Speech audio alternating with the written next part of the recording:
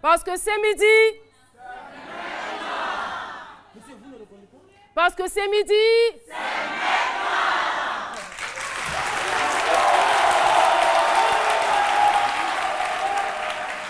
Partout dans le monde, on aime tous? Ok, cool.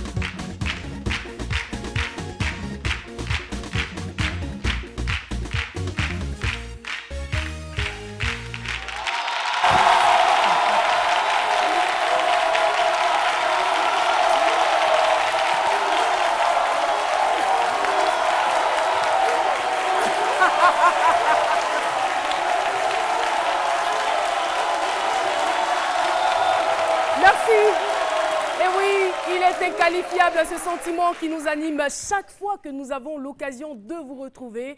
À l'affiche, la disparition de mon père a réveillé mes talents.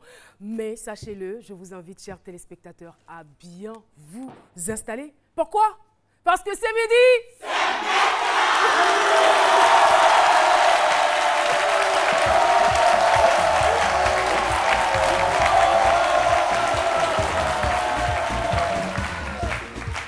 Et oui, nous sommes très heureux de vous retrouver, cher public. Vous le savez, ça nous fait toujours plaisir lorsqu'on vous voit comme ça, bouillonnant de joie, éclatant de gaieté.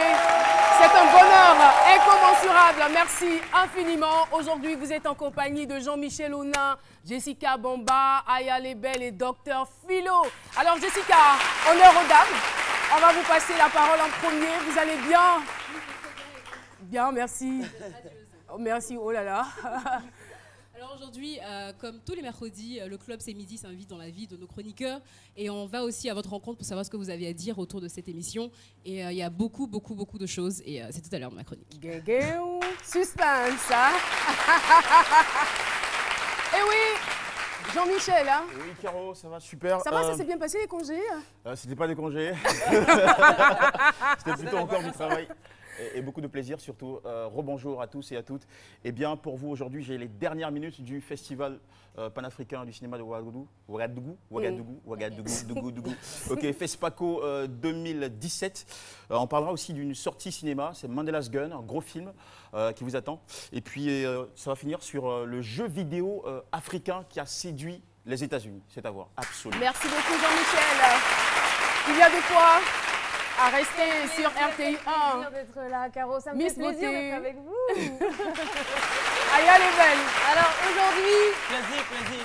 Plaisir partagé. Hein. Merci, plaisir partagé. Merci Philo, je vous On remercie. partage le plaisir. Alors je me suis assez occupée des femmes. Aujourd'hui, je m'occupe de vous, messieurs, et j'en profite pendant qu'il y a des jeunes dans la salle. C'est particulièrement pour vous, les jeunes hommes, une chronique avec un rasage au poil. Voilà. J'ai pas vu que c'est un... En attendant donc le rasage, bon non, je préfère m'arrêter là, mais bon. Le rasage des P, 3 points de suspension, c'est mieux ici. Alors moi je vais super bien, puis très coloré, je dis KO. Vous savez, actuellement il y a une maladie qui sévit en ce moment, on parle de Apollo, pour les yeux là. C'est pas conjonctivite? Voilà, nous on appelle ça Apollo. Apollo, donc, c'est une maladie qui attaque les yeux. Et donc moi je vous donne une astuce comme ça, parce que quand un docteur est là, il y a toujours des astuces. Désormais, cassez les couleurs. Comme ça, vous cassez les yeux d'Apollo avant qu'Apollo vienne vers vous. C'est comme ça. Et tu peux casser les couleurs désormais comme ça. Voilà. Plein d'astuces comme ça, vous cassez les couleurs. Même pour l'Ebola, j'ai même des astuces. Mais c'est quand même de belles couleurs. Hein. Ouais. Franchement, bon, mais c'est cassé. L'association des deux couleurs, voilà. j'adore. C'est cassé quand même. Cassé quand même. Même pour l'Ebola, j'ai même une solution. Et c'est en harmonie avec votre t-shirt. Oui, ça va, oui. Mais en fait, j'ai tout fait pour mais la casser, casquette orange, mais bon. Heureusement, j'ai les lunettes aussi. Là, il casse ses yeux seulement. Pas les miens. Pas les miens. Voilà, casse à toi. Donc, beaucoup de trucs. Rapidement, Caro, j'ai dit, même pour l'Ebola aussi, quand un docteur est avec vous, il y a toujours des astuces. Désormais, les pays africains, oui, il y a menace d'Ebola. Je souhaiterais qu'on puisse créer autour de cela un vaccin, créer un vaccin même pour vacciner les animaux à titre préventif contre l'Ebola. Oui. On a les eaux et forêts qui sont là, ils peuvent rafler les animaux, les lions, les panthères, et puis les choses. Ok. La question c'était comment vous allez vacciner. C'était ça la question. Pardon? Et la question c'était comment vous allez philo. C'était ça la question. Big up. Mais vous avez dit que vous n'allez pas Ça c'est seulement l'entrée en matière. Hein. Juste saluer le public parce qu'on va lui donner l'occasion tout à l'heure de pouvoir se prononcer sur le sujet du jour. Justement, j'en parlais dans l'intro. Vous le savez, il n'est pas du tout aisé quand on est enfant ou adolescent de perdre son père ou sa mère. C'est une lourde épreuve qui entraîne parfois de graves conséquences, de graves changements. Mais qu'en est-il exactement de notre invité témoin du jour qui dit, et je cite, « La disparition de mon père a réveillé mes talents ». Son témoignage, c'est pour dans quelques minutes, mais avant, retrouvons tout de suite Dr Philo pour son analyse.